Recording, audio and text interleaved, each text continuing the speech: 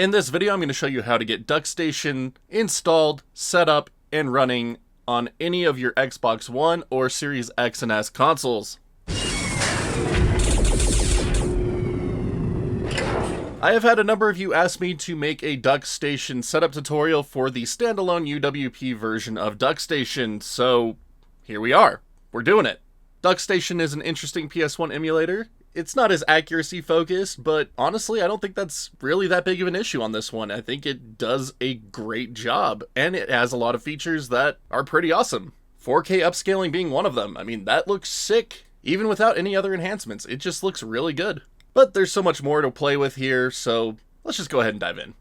Now, the first thing we are going to need to do to get DuckStation up and running on our Xbox consoles is to get dev mode up and running on them. I ran a poll on the channel, and you all told me not to bother including the setup steps for dev mode in this video because you just want to jump right into the DuckStation setup.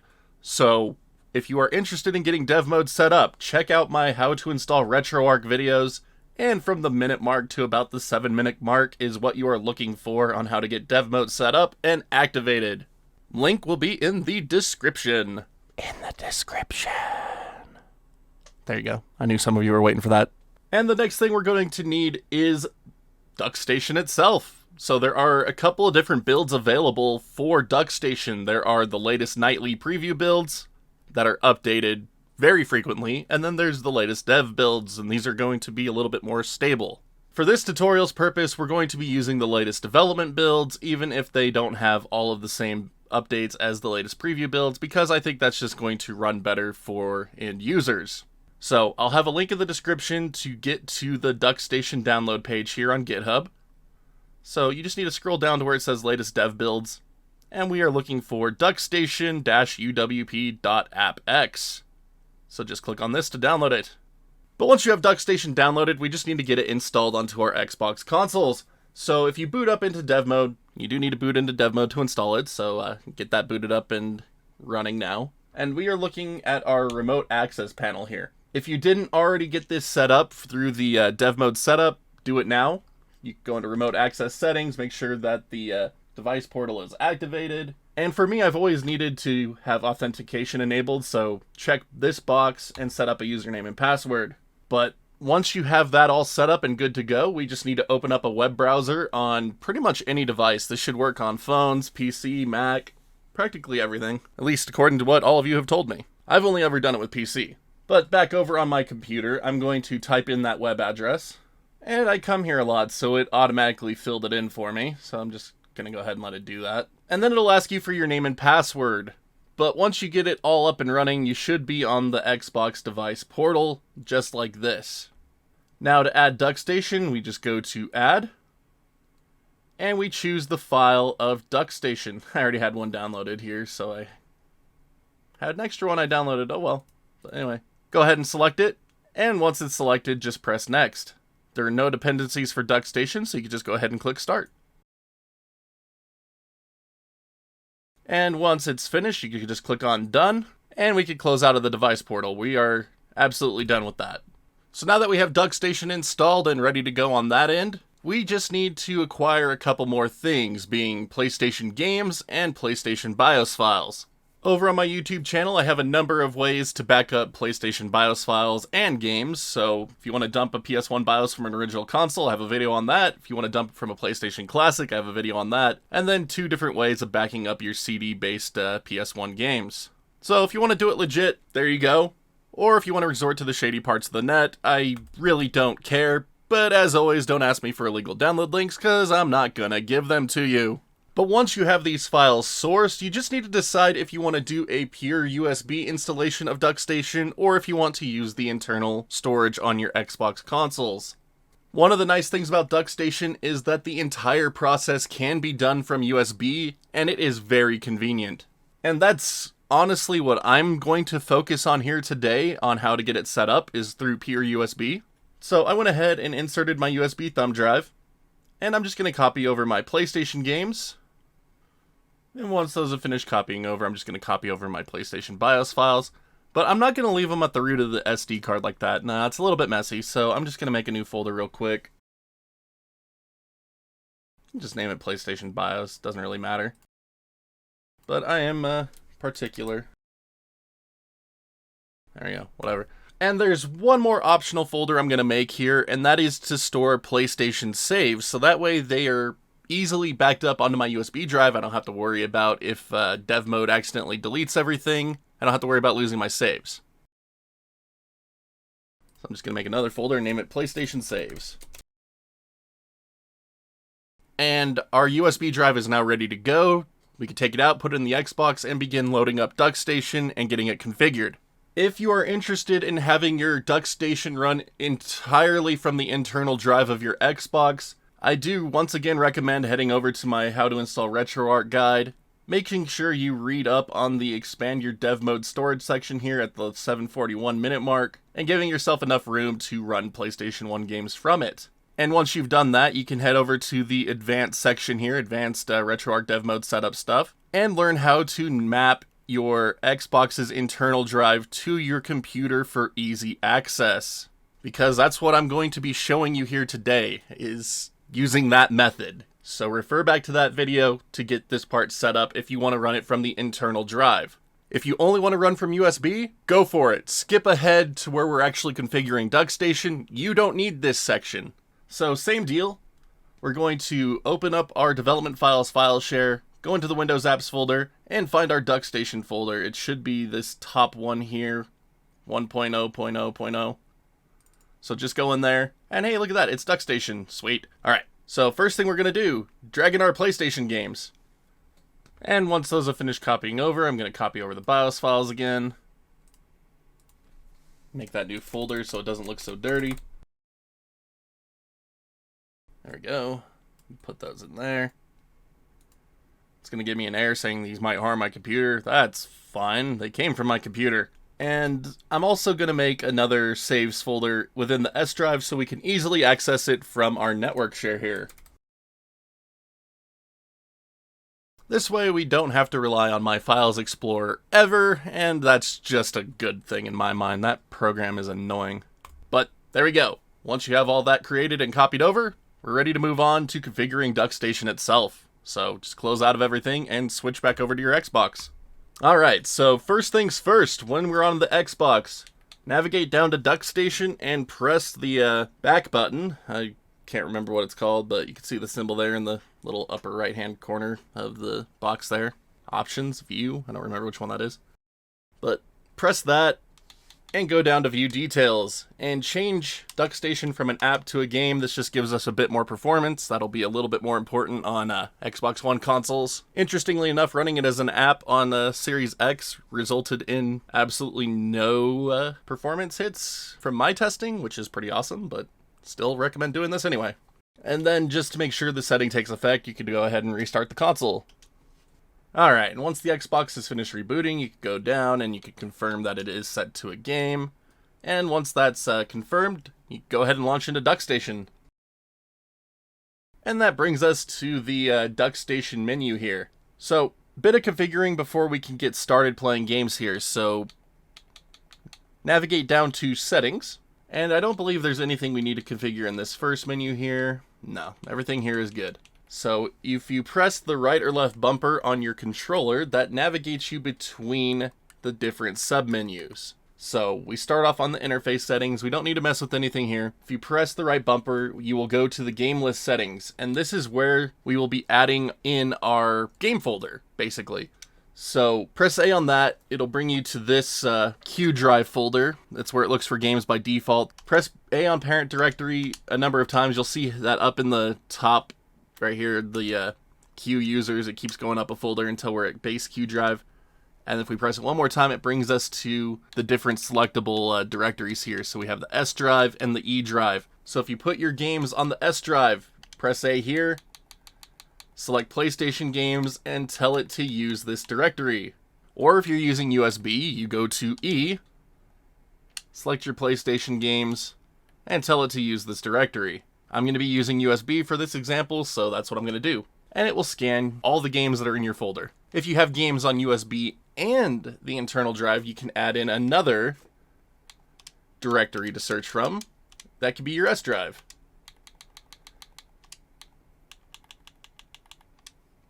So you can have both. It's pretty nice. But now that we have a game list made, we still need to get our BIOS file set up, otherwise it's just not going to work. So press your right bumper again to go over to BIOS settings here. Not sure why this one's so far in, but whatever. Anyway, so we're going to choose our BIOS directory. So same deal, press A on parent directory until you get to your drive lists here. So if you have your BIOS files on the S drive, press A on here. Choose your BIOS folder and tell it to use this directory. Or if you're running from USB, you can go to E, select your PlayStation BIOS folder, and tell it to use this directory. And then from there, you can set your BIOS files for your individual regions. So if you dumped your BIOS files from the PlayStation Classic, you already have all three of these. So for the Japanese BIOS file, it's 5500, NTSC is 5501, and PAL is 5502. So you can manually set these here. You can leave it on auto detect, but I just like manually setting them personally. But once you have the BIOS files set, we are ready to actually begin playing games with DuckStation. So you can just press B to leave this menu, scroll down to open game list, and press A. And here it will list all of your games. So it's showing me double entries here because I set both of those directories to scan from. So it's just got my USB and internal SSD games here. So give me 1 second while I clean this up. Alright, that's a lot better. But anyway, to load up a game, all you need to do is scroll down to it, press A, and it will compile the shaders for it and start running it.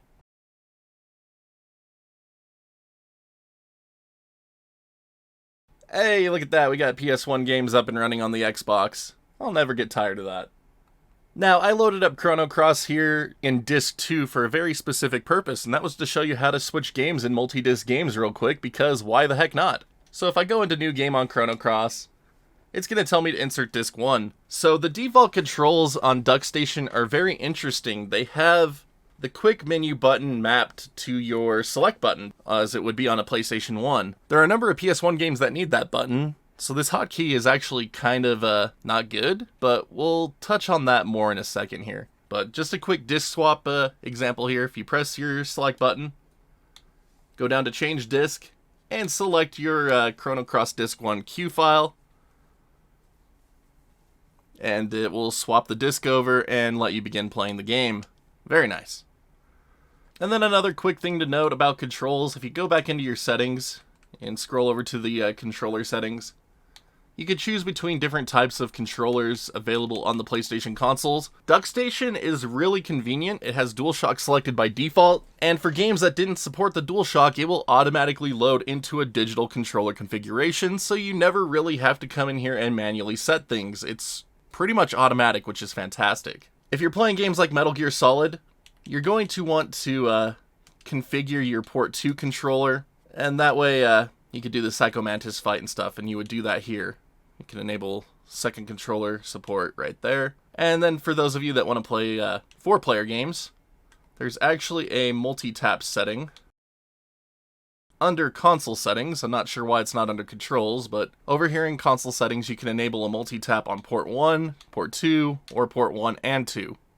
So when you enable those, you can then go back in and you'll see that there are now new controller settings for all the different multi-tap controllers that you could do. So I'm not going to dig into it further than that. I just wanted to show you the functionality. But I'm going to go ahead and disable that again because I don't need it. Alright, so let's go ahead and touch on that select button being your quick menu button again. In games like Chrono Cross or Metal Gear Solid, the select button was used for gameplay and you can't advance without using it. So you're going to have to kind of dynamically change your quick menu button depending on what game you're playing. For most games, it being assigned to select isn't going to be an issue. Just for these two specific examples that I could think of off the top of my head, Metal Gear Solid and Chrono Cross. But you can go into your settings, and if you go over to your controllers, you can assign your select button back to your select button, instead of it being the quick menu button here. And then if you press the right bumper to go over to your hotkey settings, you can assign the quick menu button to something else. So for Chrono Cross, I'm just going to assign it to L3. So that way I can actually use my select button to change my party's layout here that is needed for a puzzle in-game, but I can still access the quick menu by pressing down on my thumbstick. But for other games, the thumbstick buttons are needed, like Ape Escape and Ace Combat 3. I think the Ape Escape franchise and Ace Combat 3 and maybe a couple of racing games are the only ones that actually use the thumbstick click, so this is actually probably a safer hotkey for most people, but again, you will need to dynamically change it depending on the game you're playing. The thing that sucks is you are able to navigate DuckStation with a keyboard. You can hear me clicking on my keyboard right now. But for whatever reason, I can't use the keyboard as a hotkey thing. If I tell it to, like, none of the keys register. But I can totally navigate the menus with it, so hopefully we'll see further keyboard support added in an update, but as of right now, I can't seem to get it to work. So swapping between hotkeys is just my temporary solution until keyboard support is fully functional, and then we could just hook up a keyboard and have access to all of these wonderful hotkeys. Like, there's a lot in here, and it's friggin' awesome. But for now, that is my workaround, so we can use our select button in PlayStation games where it is required and still access the menu. But as far as basic setup is concerned, that's pretty much going to do it. You're able to run all your PS1 games, you can see how to add more controllers in, and how to change discs. So let's go ahead and talk about some of the more advanced settings within DuckStation here, because this is where things start to get really fun. So by going into our quick menu, we can go back down to settings, and we're just going to take this a page at a time here. So we're just going to go all the way back over here to interface settings. Again, you don't need to mess with anything here unless you want to not have the game pause when you are in the menu. You can disable that if you want to. Game list settings, we've already covered that. Console settings, alright. First up, regions. So it's set to auto detect, which should work for most use cases, but you can manually set a region here if desired. Execution mode recompiler, I recommend leaving this on that. Next up, we have enable overclocking, and this is a feature that will overclock your emulated CPU on the PS1. So if you have games that have hardware-induced lag, you can overclock this to overcome that. So first thing to do, you enable the option, and then you go down to overclock percentage, press A, and then you need to press A again to actually access the bar here. And you can overclock this up to 1000%, so 10 times original PS1 CPU power. It's pretty crazy. You can just start incrementing this up until you get solid performance out of your games. So just experiment with this and see how you like it. I'm just such a big authenticity guy that I like the hardware-induced lag personally, but let me just give you a quick example here. So I'm going to turn on a couple of options here. So if you press your right bumper, you can go over to the display settings. And on this panel here, we can turn on our speed, FPS, and game frame rate. So now, when I'm in the game, you can see here in the upper right, you can see that the game is running. It's losing frame rates, dropping down to about 20 FPS, depending on the camera angle here. And if I attack and pull the camera out more, you can see that the frame rate has dropped even further, down to 17, 15 FPS. So if we go back in, we go back over to our overclocking settings here. I'm going to increase this to 200%. And now you can see we're back up to a stable 30 FPS for this battle scene. Now, I believe Chrono Cross has an unlocked frame rate, and it's just able to run as fast as it can, depending on how fast the PS1 CPU is. So if we overclock this further, say to about 400%, we're now getting around 60 FPS here in the battle scenes, and that just wasn't a possibility on original hardware, and it's pretty crazy to see. And even during the animations for more advanced attacks, it is able to just blow past that frame rate limit that it had before. So we're actually able to run this game well above 60 FPS, even though we're only getting a 60 FPS output. So there might be screen tearing involved here. So just do be aware of that.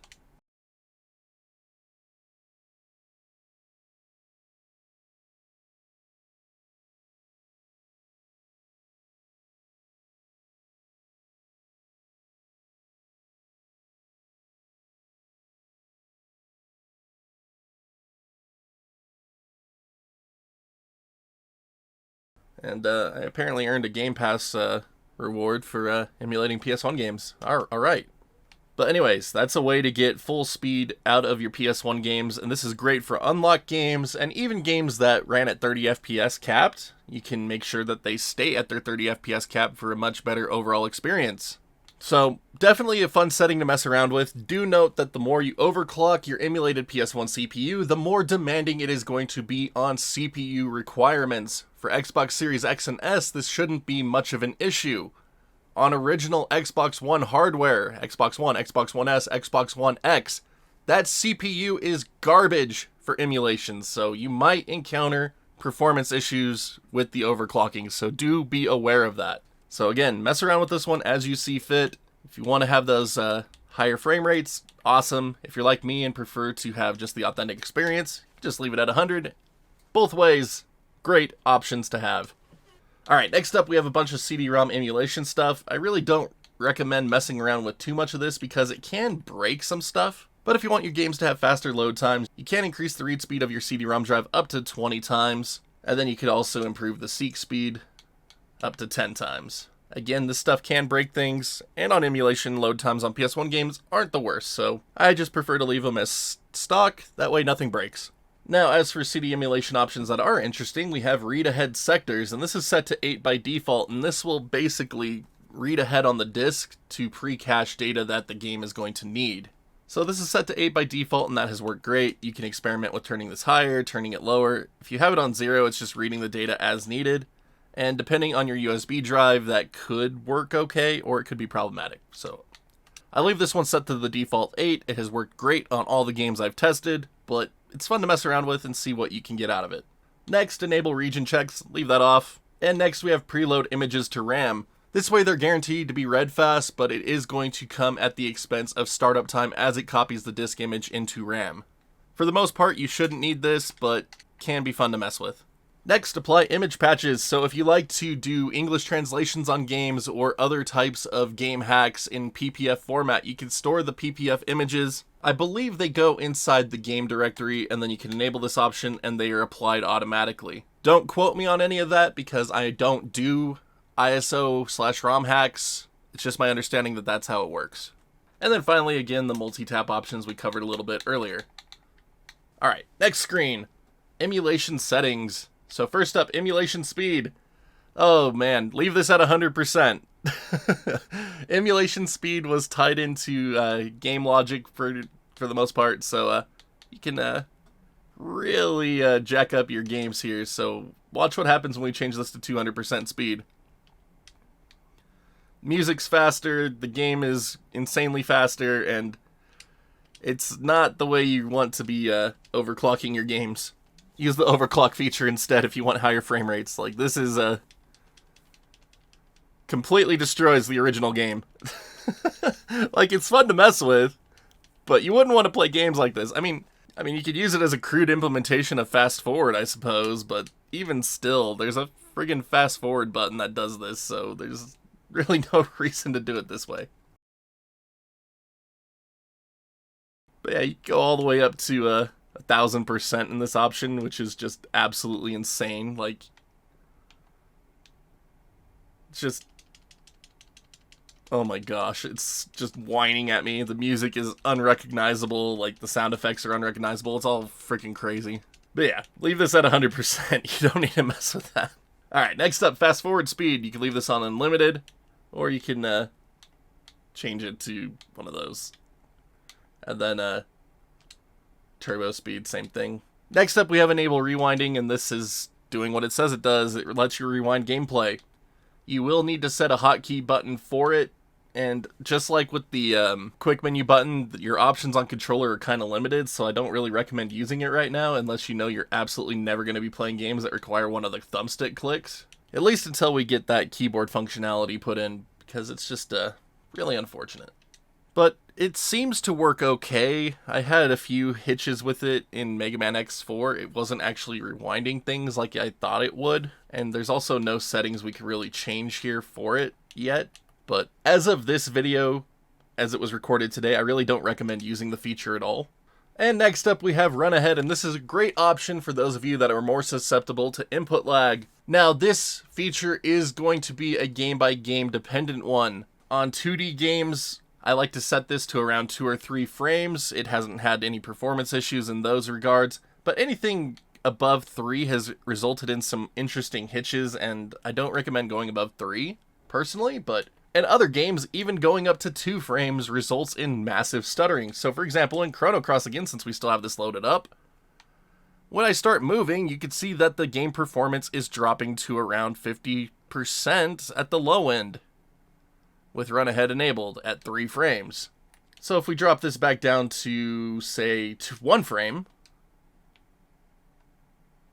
we're able to kind of maintain full speed. There are still dips, just because this is a lot more demanding 3D title. So for the most part, this is going to be a setting that's more useful for 2D side-scrollers, but it's very good to mess with, especially, again, for those of you that are susceptible to input lag. On Mega Man X4, I run this at 2 frames, perfectly fine, it feels great, but on 3D games, it is going to be a lot more demanding.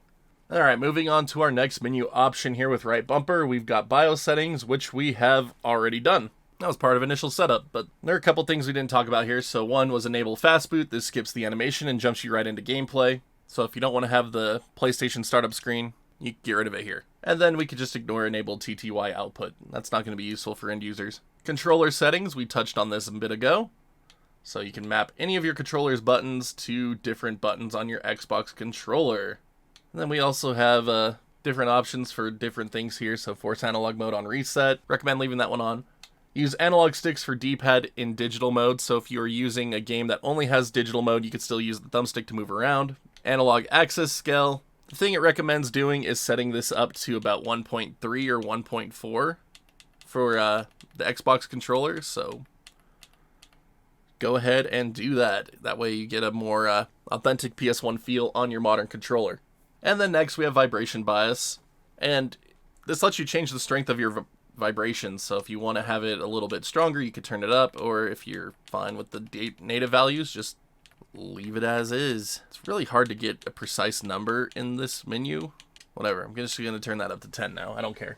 And then we have auto fire options available to set for different buttons, so if you want to have turbo functionality on a certain button, you could just press A on one of the auto fire options and select that button.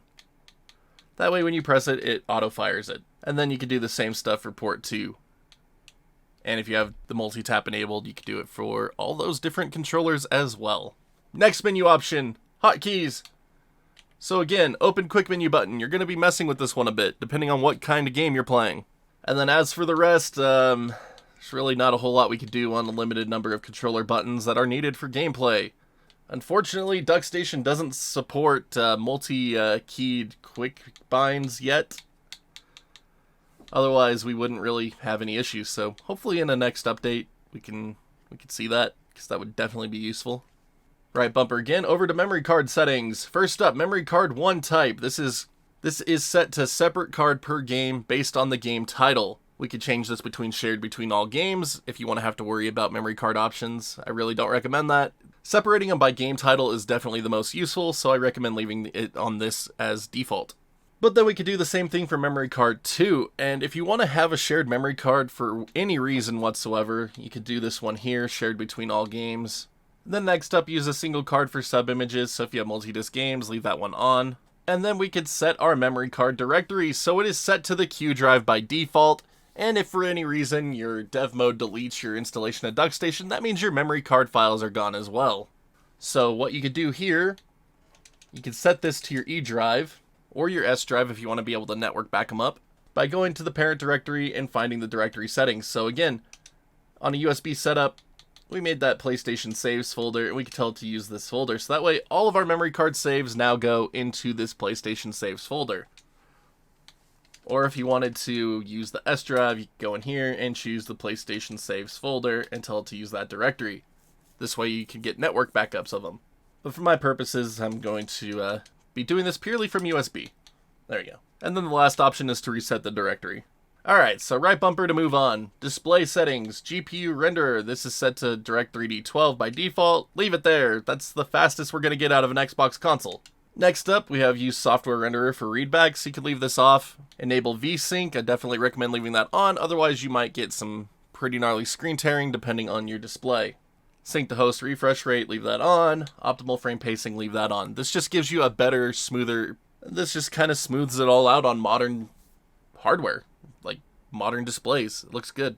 Next up, aspect ratio. This is set to auto by default for whatever game you're playing. You can manually set this to 4:3, 16:9, 19:9, 20:9.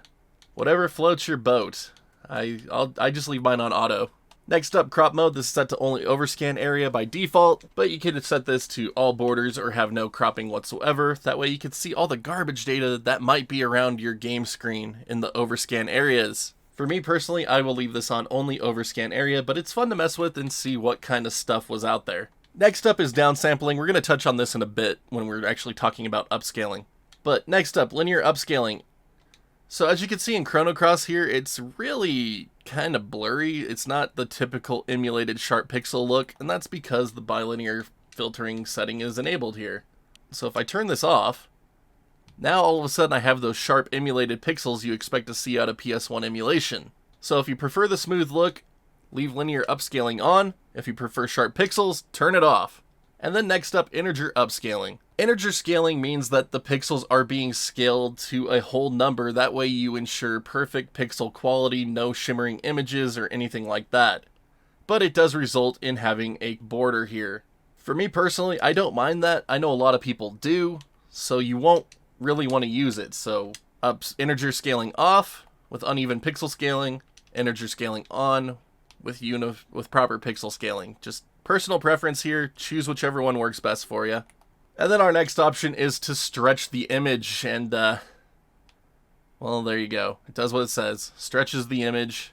I don't think that looks good in any game personally, but hey, some of you prefer it, so go for it. And then next up, internal resolution screenshots. If you take a screenshot within DuckStation, DuckStation's version of screenshots, not the Xbox controller screenshots, you can set those to be captured at the native resolution, internal resolution rather. All right. Next, show on-screen display messages. If you don't like having those messages pop up when you first start up a game, you could disable that here. And then we have show game frame rate, as you've been seeing in my upper right-hand corner. Game display FPS, speed. You can also turn on show resolution, so you can see what resolution your games are running at, as well as a controller input option. So, this is cool. It shows you what your thumbsticks are doing, which buttons you might be pressing. And then you can see up there in the upper right that that Chrono Cross runs at 319 by 216 in progressive mode. Pretty fun. I'm going to go ahead and turn off that controller one. Distracts me. Could be really fun for speedrunners though, if you can use DuckStation as a legit speedrunning platform for your particular game. Alright, next menu. We've got enhancement settings. Huzzah. So our first one, internal resolution scale. So this is set to native by default, but we can go all the way up to a staggering 16x if desired. I doubt this will work on a lot of games, but once you select a native resolution, it just has to recompile the shaders, and then when you go back into the game, hey, look at that, we are running at 16x native PS1 resolution, 5104 by 3456 progressive. How nuts is that? I'm not sure how many games will run at this internal resolution, but the option is there for you if you want it. So on Xbox Series X or S, you can run easily at 4K. I'm not sure what Xbox One GPUs will allow for, but mess around with it and see what you get. DuckStation really is optimized for speed, and it's pretty nuts. But I'm just going to go ahead and set that back down to 9x here for my purposes. Next up, we have texture filtering, and this is set to nearest neighbor by default. This is what I prefer. It results in a very sharp pixel upscaling for textures, but you can apply different types of bilinear, JINK, or XBR filtering to kind of smooth them over. I don't like this personally. It just makes them... It doesn't look as good to me. It looks too blurry for what PS1 was. I mean, it's going to be personal preference, of course, so go ahead and experiment with each of these and see what you like. But for my purposes, I just use nearest neighbor. And another thing you can notice here, when I had bilinear filtering implemented, you could see vertical lines going through the screen. That's just not here on nearest neighbor, so you actually end up with a cleaner picture in my opinion. But again, personal preference. Next up, true color rendering. If you don't like the dithered look of PS1 games, you can enable this option, and it will remove the dithering effect. Chrono Cross isn't a good example for this one, so hold on a second. Alright, so Metal Gear Solid 1, you can see here that there is just dithering all over the place. And if you've been playing PS1 games, you're kind of used to this look, but that's what that true color option can get rid of if we turn that on.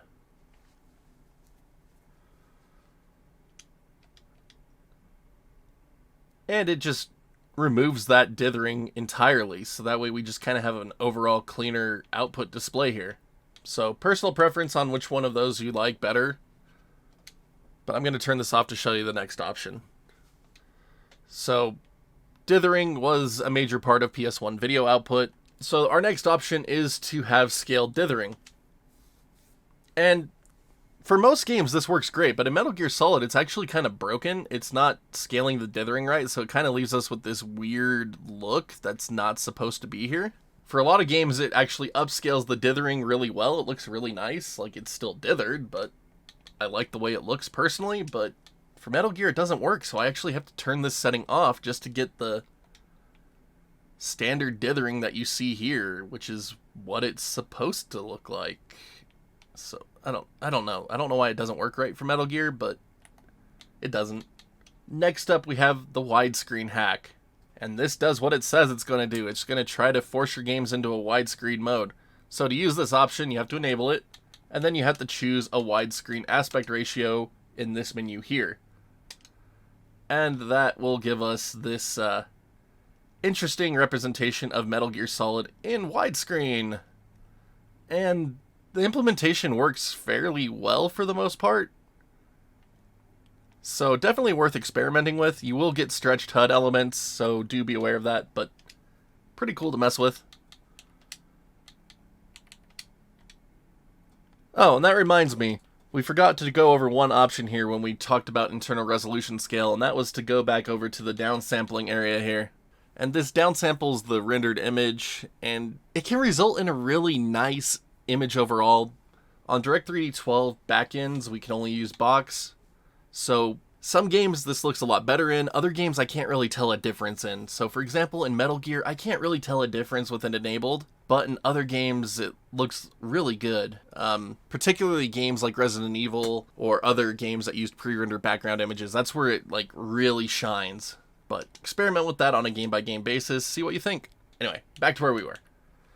Alright. Disable interlacing. This is set to on by default, so for games that ran in 480i, it basically makes them run in 480p, which is awesome. We don't have to worry about interlace artifacts on emulation, so this should work for most everything, but there are games that will break. I don't have any personally that I've tested that have broken with this on, so if you have a game that you know runs in 480i and it doesn't work for whatever reason, you can turn this option off, try it again, see if it works. Next up, force NTSC timings. This is going to be a great option for all of you out there that run PAL versions of your games. You can force them to run at NTSC timing, 60 Hz, so that way you get 60 FPS or 30 FPS out of your games instead of your normal 50-25. Doesn't work for everything, but for the ones it does work with, friggin' awesome. Forced 4x3 for 24-bit displays. Forces your cutscenes to run in 4x3 so they don't look really stretched out. So you can set that there if you want. Then chroma smoothing. This is great for FMV heavy based games. Kind of makes them look a little bit better. And finally we have PGXP geometry correction. So this will try to fix that wobbly PS1 look. And the results of this really vary on a game by game basis, but overall it's a pretty cool feature to mess with, especially if you are upscaling. Makes these games look way, way, way different than they ever did. But we have texture correction, culling correction, preserve projection precision, depth buffer, CPU mode.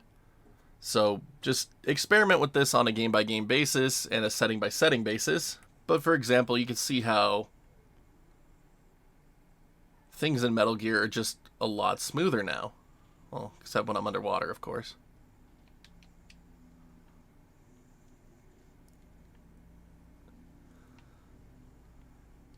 Whereas if I were to turn them back off,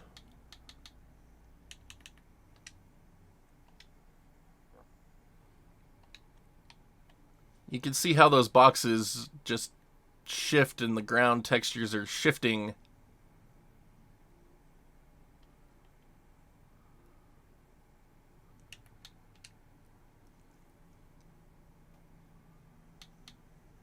But then when I turn them back on with all those options enabled, It's not shifting anymore.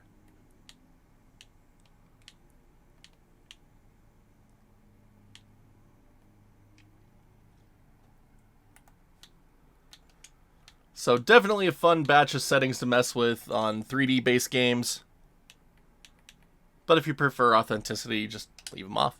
Alright, next menu option is audio. So from here you could control the output volume, fast forward volume, mute all sounds, mute CD audio. You can choose the audio backend. Leave this one on X Audio too, honestly, but buffer size, sync to output, resampling. These are all your audio options. I'm not a big audio guy, so I don't mess around with this stuff a whole lot, but here they are for those of you that do. Alright, next menu option, Retro Achievements. DuckStation has built-in support for Retro Achievements, which is free and awesome. So you can enable Retro Achievements, enter your login information here, and that way when you load up and play PS1 games, you can start unlocking Retro Achievements on Retro Achievements website. And then you have a couple of extra options to enable here, like Test Mode, Test Unofficial Achievements, or Hardcore Mode. So Hardcore Mode will actually disable save states, rewinding, cheats, slowdowns, and other types of emulation features, so that way it's just you're playing the game as it was meant to be played, and you get double the retro achievement points for it. I'm not going to dive into it further than that in this video. And our last menu is advanced settings. So we have a bunch of different log options available here. We're not going to really need to use as an end user. Same with debugging settings, we're just going to skip over those. And then we have more PGXP settings here, like vertex cache, geometry tolerance, depth clear threshold. If you really know what you're doing, you can mess around with these and get a better image out of it, but for most of you, I just recommend leaving these alone and just using the stock settings on the enhancements page. Next, custom texture stuff. I'm not going to be going into that in this tutorial. I might make a custom textures one if they work on Xbox in a different video. That's not a feature I've tested for the purposes of this one, so I'm not really going to cover it here. But this is where the options are if you read up on it and want to do them. Next up, CPU emulation stuff. Again, for most people, I just really recommend leaving this stuff alone. Like, you're really not going to need to mess with anything in the advanced settings page. But that's really going to do it as far as DuckStation settings go. There are a couple of other fun things we can do on DuckStation by default, one of which being cheat codes. If you go into your QuickMenu, you can go into the cheat list, and it's automatically populated based on what game you're playing. So, like, for example, I could, here we go, let's do something fun. Let's have the stealth suit, and, here we go, C4, we're gonna have some fun real quick here. Alright, so when I go into my inventory, bam, I now have the stealth suit, we got C4, alright. Oh, we're going to do something mean. We're going to do something mean with our cheat codes. Here we go. Bam. Just stick C4 to a guy. That was something that was pretty insane on Metal Gear Solid 1. They don't have that in other versions of Metal Gear Solid. Get closer. No, I need to get closer. Yeah, there we go. So you can see it's on his back. I put C4 on his back.